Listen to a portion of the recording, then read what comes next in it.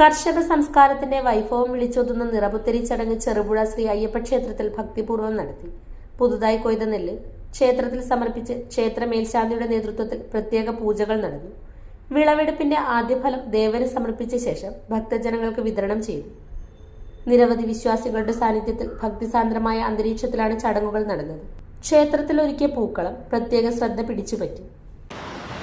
മാബലി തന്നുടെ ഓർമ്മകൾ മേയുന്ന മാമല നാട്ടിലെ പൊന്നോണമായി.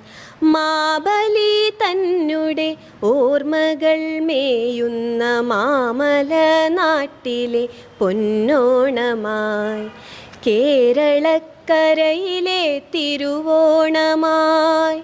കേരളക്കരയിലെ തിരുവോണമായി. മാബലി തന്നുടെ